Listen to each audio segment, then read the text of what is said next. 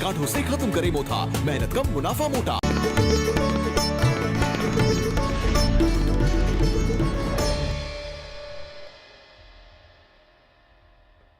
ABP Ganga, खबर आपकी, जुबां आपकी। हेडलाइंस के सह प्रायोजक अब गर्मी को कहो गुड बाय थर्मोकूल कूलर्स के साथ। आरएचएल गोल्ड 500 HD सरिया, तौल से छुटकारा पाएं, सरिया गिनकर घर ले जाएं। देहरादून जिले में सामने आए कोरोना के 3 नए केस। रायपुर और डालनवाला में 2 मरीज, तो मसूरी में भी महिला में कोरोना की पुष्टि।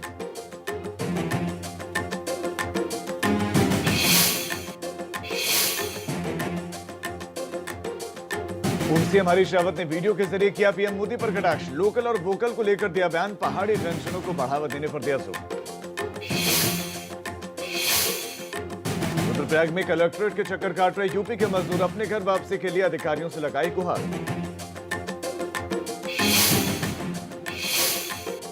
बद्रीनाथ धाम पहुंची भगवान उद्धव और भगवान कुबेर की डोली। कल सुबह 4:30 बजे खुलेंगे बद्रीनाथ धाम के कपाट।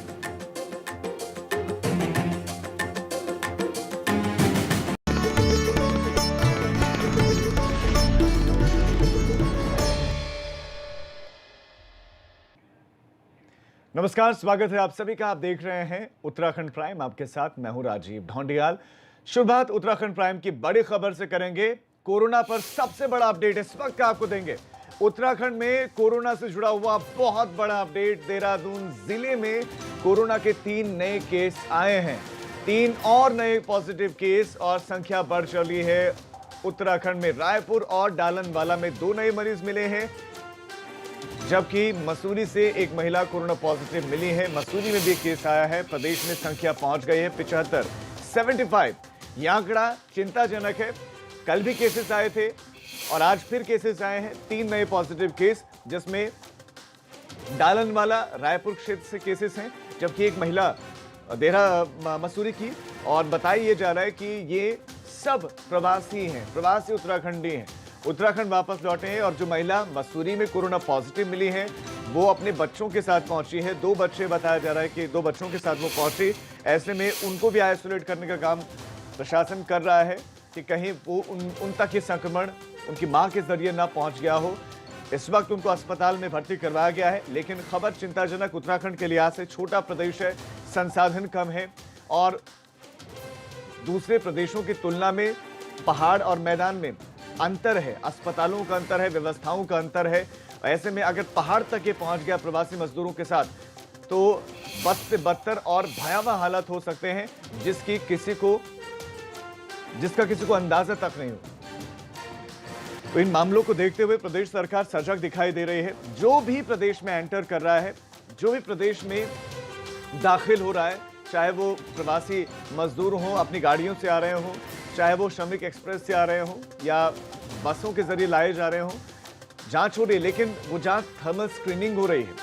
जिनके भीतर सिम्टम्स दिखाई दे रहे हैं, लक्षण दिखाई दे रहे हैं कोरोना के, या जिसको संदेह की निगाह से देखा जा रहा है, उसी का सैंपल लिया जा रहा है। लेकिन थर्मल स्क्रीनिंग में आपको बता दें कि ज्यादातर लोग बच निकलते हैं, क्योंकि थर्मल स्क्रीनिंग से बॉडी का टेम्परेचर दिखाता है। और हमारे देश में अगर हम केसेस की बात करें, तो ज्यादातर केसेस में जो लक्षण हैं वो उजागर ही नहीं हुए हैं, सिम्टम्स सामने आए ही नहीं हैं। यानी कि कोरोना किसी के भीतर है तो उसके सिम्टम्स नहीं दिखते हैं। और ऐसे में जब सिम्टम्स नहीं दिखते हैं तो वो कोरोना कैरियर होते हैं और बेधड़क बेरोक-टोक घूमते हैं। तो ये चिंताजनक बात हो जाएगी अगर उत्तराखंड के प्रवासी मजदूर पहाड़ों तक इसको लेकर गए। तो ऐसे में अब जरूरी यह है कि जो उत्तराखंड के लोग जो उत्तराखंड में इस वक्त हैं, वो कुछ वक्त तक के लिए प्रवासी मजदूरों से थोड़ा दूरी बना के रखें। प्रवासी उत्तराखंडियों से कम 14 दिनों तक तो दूरी बनाए रखें। उनको हीन भावना से भी नहीं देखना, बस उनसे थोड़ा दूरी बना के रखें, ताकि कोरोना का संक्रमण आप तक ना ये पहुंचे। जो पॉजिटिव केसेस आए 75 आंकड़ा हो गया है। देहरादून से हमारे संवाददाता विनोद कुमार ज्यादा जानकारी के साथ जुड़ गए हैं। विनोद, टोटल नंबर पहुंच गया 75। अब जो नए पॉजिटिव केसेस आए हैं, क्या सभी आइसोलेट कर लिए गए हैं और अब क्या विशेष एहतियात बरता जा रहा है? क्योंकि ये सभी बताया जा रहा है कि प्रवासी उत्तराखंडी है, अब तो संख्या बढ़ती जा रही है, हजारों की तादाद में आ रहे हैं, तो ऐसे में बड़ी संख्या में कोरोना कैरियर भी आ सकते हैं। तो क्या विशेष एहतियाती कदम उठाए जा रहे हैं राज्य सरकार की तरफ से? देखिए राजीव, सबसे पहले तो मैं आपको ये बताऊं कि जिस तरह से लगातार उत्तराखंड में प्रवासी उत्तराखंडियों का आना जाना शुरू हो गया है, ऐसे में लगातार उत्तराखंड में जो कोरोना मरीजों की संख्या है उसमें लगातार इजाफा होता जा रहा है, जिसमें आज 3 कोरोना मरीज की पुष्टि हुई है, पॉजिटिव पाए गए हैं, जिसमें मसूरी में एक महिला को हुआ है, उसके संपर्क में 2 बच्चे थे, उनको भी आइसोलेट कर दिया गया है और उसको महिला को भर्ती कर दिया गया है। लिहाजा 2 मामले अलग अलग राजधानी देहरादून के हैं, जिसमें रायपुर और डालनवाला। ये ऐसे मतलब लगातार ऐसी संख्या है, लगातार जो बढ़ती जा रही है। अब टोटल संख्या पूरे राज्य की 75 हो चली है और ऐसी संख्या है कि या तो 2 या 3 लगातार रोजाना बढ़ती जा रही है। और ऐसे में अब राज्य सरकार की मुश्किलें जरूर हम ये कहेंगे कि बढ़ने वाली है, स्वास्थ्य विभाग की बढ़ने वाली है, क्योंकि अब जिस तरह से लगातार इजाफा संख्या में हो रहा है तो वो चिंता बढ़ाने वाली जरूर है। लेकिन राजीव, ये भी महत्वपूर्ण बात है कि जिस तरह से लगातार उत्तराखंड के अलग अलग इलाकों में प्रवासी उत्तराखंडी लगातार पहुंच रहे हैं, तो कोरोना कैरियर वो जरूर बन रहे हैं। उनकी वजह से सबसे बड़ी वजह वही बन रहे हैं कि उनकी वजह से ही ये संख्या में इजाफा हो रहा है। लेकिन अब इतना जरूर माना जा रहा है कि सरकार अब सिर्फ इस बात पर चेत रही है कि आखिरकार जो लगातार बढ़ती संख्या है उसको कैसे रोका जाए। ये सबसे बड़ा सवाल है और सबसे बड़ी चुनौती भी होगी। लेकिन अब जितना जरूर है कि राज्य सरकार की ओर से बताया जा रहा है कि एहतियात बरते, सावधानी बरते, तो एक दिशा निर्देश तो दिए जा रहे हैं, लेकिन संख्या जो बढ़ने वाली है उस पर कोई अंकुश लगता उत्तराखंड में नहीं दिखाई दे रहा है। और राज्य सरकार के ऊपर कि लोगों को लाना भी है, क्योंकि उनको लाना भी मजबूरी बन गया, क्योंकि दूसरी राज्य सरकारें प्रवासी लोगों का ख्याल नहीं रख रही हैं। यही वजह है कि मजबूरी में पैदल ही चले आ रहे हैं कुछ लोग, और दूसरा जो प्रदेश में पहुंच रहे हैं उनको कोरोना से बचाना भी है। तो ये दोहरी जिम्मेदारी है। विनोद, आपका इस तमाम जानकारी के लिए धन्यवाद। तो 75 कुल मिलाकर ये आंकड़ा है, आंकड़ा वाकई चिंताजनक है। बहरहाल मसूरी से भी पॉजिटिव केस आया है। महिला की हमने बात की, महिला कोरोना पॉजिटिव मिली है और कोरोना संक्रमित ये महिला है। मसूरी वासी भी अब डरे हुए हैं, क्योंकि महिला की उम्र करीब 36 साल की बताई जा रही है, बच्चों के साथ हुए यहाँ पर आए। तो ऐसे में अब कॉन्टैक्ट ट्रेसिंग थोड़ा मुश्किल हो जाएगा, क्योंकि उनके संपर्क में और कितने लोग आए, उन लोगों को उस कड़ी को पकड़ पाना प्रशासन के लिए चुनौतीपूर्ण तो है, लेकिन प्रशासन को करना होगा ये, क्योंकि यही वक्त की दरकार भी है, यही मांग भी है। सुनील सुनकर हमारे संवाददाता इस खबर पर आपको और ज्यादा अपडेट्स देंगे। सुनील, हमारी पहले भी इस खबर पर बात हुई है, लेकिन मैं आपसे ये जानना चाह रहा हूं कि महिला के साथ जो बच्चे आए थे और जिन जिन के संपर्क में महिला अब तक आई होगी, क्या सभी को आइसोलेट किया गया है? क्या सभी को एहतियाती तौर पर क्वारंटीन किया गया है? राजेश, देखिए, यहाँ पर जो महिला के साथ 2 बच्चे और उसके पति थे, उनको चारों को यहाँ पर अब आइसोलेट कर दिया गया है। इनको देहरादून एम्बुलेंस के माध्यम से ले जाया गया है और अब महिला के संपर्क में एक ड्राइवर भी था जो दिल्ली से इसको लेकर आया था। अब उसकी यहाँ पर छानबीन की जा रही है। अभी तक ड्राइवर को नहीं ट्रेस किया जा सका है, उससे संपर्क करने की यहाँ पर कोशिश की जा रही है। और ये बताया जा रहा है कि जो ड्राइवर है वो काफी लोगों के संपर्क में आया था, क्योंकि कल वो पूरे दिन बाजार में था और ऐसे में कई लोगों से उससे संपर्क में लिया। तो कहीं ना कहीं ये चिंता का विषय साफ तौर पर देखा जा रहा है। पुलिस और प्रशासन इस ओर पूरी तरीके से सतर्कता बरती भी है। उनका ये साफ तौर पर कहना है कि जिस तरीके से मसूरी में लोगों का फ्लो बढ़ गया है, खासकर जो हरियाणा, दिल्ली, उत्तर प्रदेश से काफी संख्या में 4-5 दिन में लोगों को देखा गया है, तो ऐसे में कोरोना के कैरियर ये माने जा रहे हैं। और जिस चीज से मसूरी को डर था वो आज यहाँ पर हो गया है। कोरोना महिला को पॉजिटिव पाया गया है और पुलिस अब यहाँ पर एहतियातन के तौर पर नाकों पर भी अब चेकिंग की जा रही है, क्योंकि अभी ये पता चला था कि कई लोग फर्जी पास लेकर भी मसूरी की ओर आ रहे हैं और ऐसे में कई लोगों को वापस भी कराया गया। परंतु ये सरकार को सोचना होगा कि जिस तरीके से पहाड़ी क्षेत्रों में यहाँ पर लोगों का सिलसिला आने का शुरू हो गया है, तो कहीं ना कहीं ये काफी खतरनाक साबित हो सकता है आने वाले समय। बिल्कुल सुनील, आपका इस तमाम जानकारी के लिए धन्यवाद। समझते हैं इस बात को कि सरकार के सामने जो चुनौती है बहुत मुश्किल है, बहुत मुश्किल है, चुनौतीपूर्ण कार्य है, लेकिन ये परीक्षा भी है और बेहतर प्रशासन सुशासन दिखाना होगा। और अभी लोगों को बचाना भी लक्ष्य होना चाहिए। प्रवासियों को जिस तरह से उनके सामने परेशानियां, तो उनको लाना भी जरूरी बन गया है। अब देखना ही होगा कि राज्य सरकार किस तरीके से डील करती है, कैसे आगे बढ़ती है। एक कदम पर एबीपी गंगा की नजर जरूर होगी। अब अगली बड़ी खबर आपको देते हैं। बद्रीनाथ धाम उद्धव कुबेर की डोली पहुंची है। ये एक और बहुत बड़ी और महत्वपूर्ण खबर। बद्रीनाथ धाम उद्धव कुबेर की डोली पहुंची है। दोपहर 12 बजे बद्रीनाथ धाम ये डोली पहुंची और कल सुबह का वक्त 4:30 बजे खुल जाएंगे बाबा बद्री विशाल के कपाट। और इंतजार किया जा रहा था, दरअसल कपाट पहले ही खुल जाने चाहिए थे, लेकिन लॉकडाउन और क्वारंटीन की वजह से कपाट खुलने में देरी हुई और रणदीप रावत हमारे संवाददाता इस खबर पर आपको और ज्यादा जानकारियां देंगे। रणदीप, आपसे जानना चाहते हैं, चूंकि आप लंबे समय से देख रहे हैं बाबा बद्री विशाल के धाम के कपाट हर साल खोले जाते हैं, तो इस बार क्या अलग आपको देखने को मिला? कितनी बड़ी संख्या में लोग थे? क्या श्रद्धालु थे या नहीं थे? या जो लोग पहुंचे हुए थे, देवस्थानम बोर्ड से जुड़े हुए जो अधिकारी थे, वो कितनी बड़ी संख्या में थे?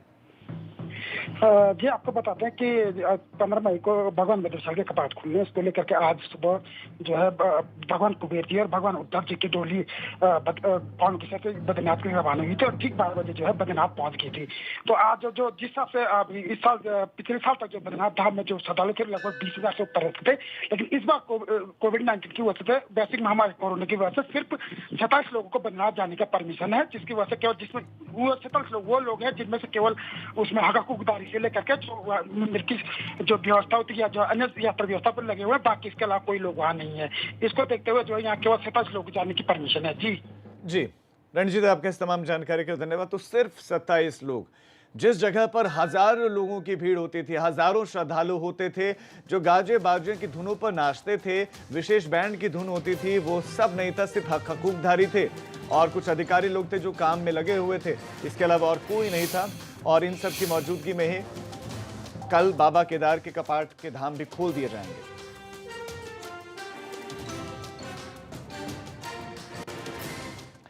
पूर्व सीएम हरीश रावत ने वीडियो के जरिए पीएम पर कटाक्ष किया है। लोकल और वोकल के जरिए हरीश रावत ने पहाड़ी व्यंजनों को बढ़ावा देने पर जोर दिया है। और हम जो बात बेटियों ने आज ही उस पर अमल किया। मेरी बेटी ने कहा कि पालक का कापा बनवा, तो मैंने अपनी पत्नी से कहा कि भाई चुरकानी बनाओ, तो तय ये हुआ कि जो पालक का काफा है उसमें ही थोड़ा सा मडवे का आलन कहते हैं, मडवे का आलन डाला है, आलन डाल दिया जाए तो उसका स्वाद कई गुना बढ़ जाता है। तो थैंक यू अनुपमा, तुमने लोकल और वोकल कह दिया। मगर एक बात है, मैं केदारनाथ की भक्ति में नहीं, और प्रधानमंत्री जी आए और चुपके से सारे केदारनाथ की मार्केटिंग अपने साथ जोड़ के चले गए। अब डर लग रहा है कि इस गरीब के बाद एक छोटी सी पूंजी लोकल और वोकल की है। मैं वर्षों से लोकल वोकल की वकालत करता रहा, कहीं वो भी न छिप जाए। बहरहाल हो कुछ भी, लेकिन यदि लोकल के लिए वोकल सपोर्ट मिलता है तो ये उत्तराखंड के लिए अच्छा होगा। तो ऐसा नहीं कि पहली बार वीडियो इस तरह का जारी किया, वो पहले भी जो क्षेत्रीय उत्पाद हैं या पदार्थ हैं या जो भोजन है, व्यंजन है, उनकी वीडियोस डालते रहते हैं सोशल मीडिया पर। आगे बढ़ रहे हैं, रुद्रप्रयाग में यूपी के मजदूर पिछले कई दिन से अपने घर वापस जाने की गुहार लगा रहे हैं। मजदूरों के सामने रोजी रोटी का संकट है, इसीलिए वो प्रशासन से घर वापस जाने की गुहार लगा रहे हैं। रुद्रप्रयाग जिले के खतेरखाल में रहने वाले उत्तर प्रदेश के 30 से ज्यादा मजदूर पिछले एक हफ्ते से अपने घर जाने के लिए डीएम से गुहार लगा रहे हैं। सर, हम लोग यहाँ पे आ रहे हैं, काफ़ी दिन से हम लोग यहाँ पे एक हफ्ते से आ रहे हैं और उसके बाद जो है कि हमारी कोई सुनवाई नहीं हो रही है। हम घर जाना चाहते हैं और जो है कि हमें खाने पीने की दिक्कत हो रही है। अब यहाँ पे जब इतना दिन से हम लोग बैठे हुए हैं, अब काम मिला तो हम लोग काम कैसे करेंगे अब? तो रुद्रप्रयाग में ये लोग फंसे हुए हैं, सतेरखाल में हैं और डीएम से गुहार लगा चुके हैं, लेकिन अभी तक उनको राहत मिली नहीं है। वो ये मांग करें कि उनके घर उनको भेजा जाए। रुड़की में लॉकडाउन 3 के दौरान छूट मिलने पर बाजारों में रेहड़ी वालों की भीड़ बढ़ गई, मगर अब नगर निगम ने भीड़ को कंट्रोल करने के लिए बिना रजिस्ट्रेशन के रेहड़ी वालों पर सख्ती बरतनी शुरू कर दी है और इसी के तहत अब रजिस्ट्रेशन करवाने वाले रेहड़ी ठेली को अनुमति ही दी जाएगी। जो जिसका रजिस्ट्रेशन होगा उसी को अनुमति मिलेगी। लॉकडाउन के दौरान देखा गया कि अचानक से रेहड़ी वाले ठेली वालों की संख्या बढ़ गई। बहुत सारे लोगों ने अपने बाकी काम बंद करके रेहड़ी ठेली इत्यादि के काम शुरू कर दिए थे, तो उनका हमारे पास रजिस्ट्रेशन नहीं था। NULM के तहत हमारे पास 1000 के आसपास रजिस्ट्रेशन थे। अब हमने 3 दिन के लिए फिर मौका दिया, निःशुल्क रजिस्ट्रेशन किए गए लॉकडाउन पास के तहत, ताकि हम जो भी रेहड़ी वाला हो उसका पूरा आइडेंटिफिकेशन हमारे पास हो, उनके ID कार्ड हमारे पास हो, और वो किस एरिया में जाएंगे, कब कब जाएंगे, वो भी इसमें मेंशन हो। ऐसा registration card QR code based हम उनको जारी करेंगे, और हमारी रेहड़ियाँ कहाँ कितनी लगनी है और कितनी डिमांड है, उसके आधार पर जो स्पेस मैनेजमेंट है वो भी हम कर पाएंगे। बड़ी खबर अब हरिद्वार से, जहां पर सूरत से मजदूरों को लेकर, प्रवासी उत्तराखंडियों को लेकर ट्रेन पहुंची है और 1173 लोगों को ये ट्रेन लेकर आई है। सूरत से, गुजरात के सूरत से ये ट्रेन पहुंची है हरिद्वार, और हरिद्वार में 1173 यात्री पहुंचे हैं। अब इनको यहां पर चेकिंग के बाद इनके गृह जिलों के लिए भेज दिया जाएगा, रवाना कर दिया जाएगा। तो इससे पहले भी सूरत से ट्रेन आई है, पुणे से ट्रेन आ चुकी है, और हरिद्वार ये ट्रेन पहुंची है। 1173 यात्रियों को लेकर ये ट्रेन पहुंची है। श्रमिक एक्सप्रेस है जो पहुंची है।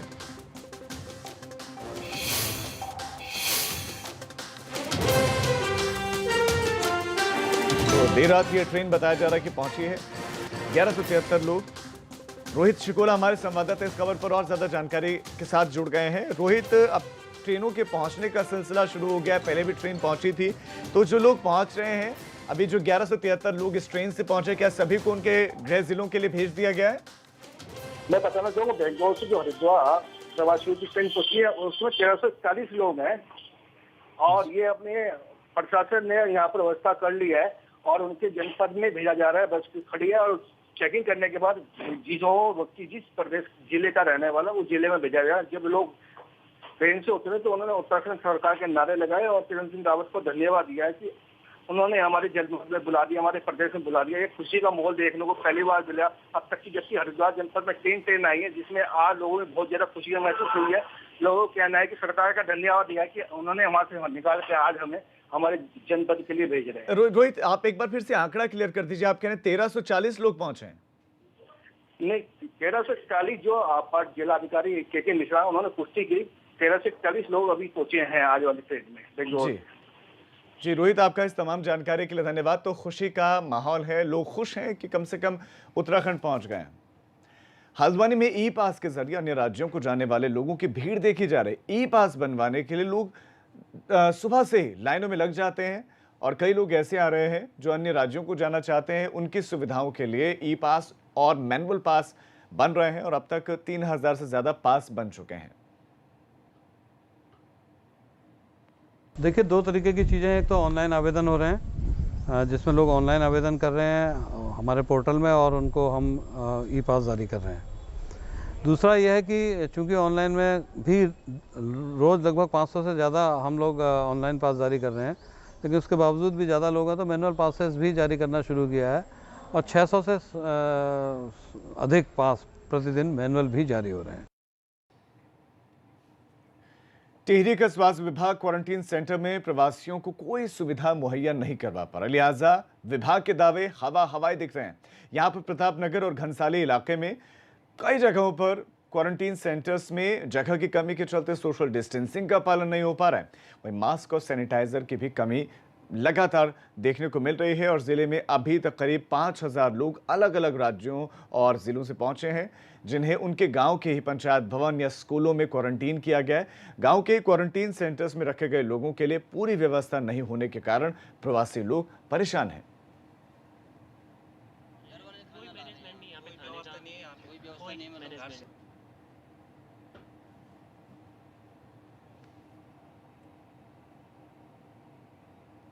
तो यहाँ पे ना कोई सैनिटाइजर प्रोवाइड करवा, घर वाले टिफिन ला रहे हैं, कोई मैनेजमेंट नहीं यहाँ पे खाने का, कोई मैनेजमेंट।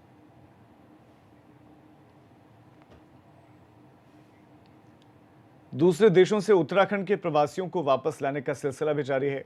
ऐसे में कुछ ऐसे भी लोग हैं जो प्रशासन और पुलिस की मुश्किलें बढ़ा रहे हैं। दरअसल देहरादून से बिना परमिशन के 34 यात्री उत्तराखंड परिवहन की रोडवेज बस में सवार होकर बागेश्वर पहुंच गए, जिसके बाद रात में सभी को बिलौना में बने प्रवासी सेंटर में ठहराया गया, जिसके बाद अब उन लोगों का मेडिकल चेकअप कर स्थानीय होटल में बने क्वारंटीन सेंटर में 14 दिनों के लिए क्वारंटीन कर दिया गया है। इनके पास न तो कोई परमिशन थी, न ही जरूरी दस्तावेज।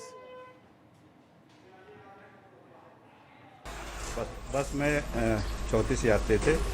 उनका रात में उनको महर्षि विद्या मंदिर में उनको रात विश्राम करवाया गया। उनका हेल्थ चेकअप कराया गया, क्योंकि उनकी ट्रैवल हिस्ट्री वगैरह जानकारी नहीं थी।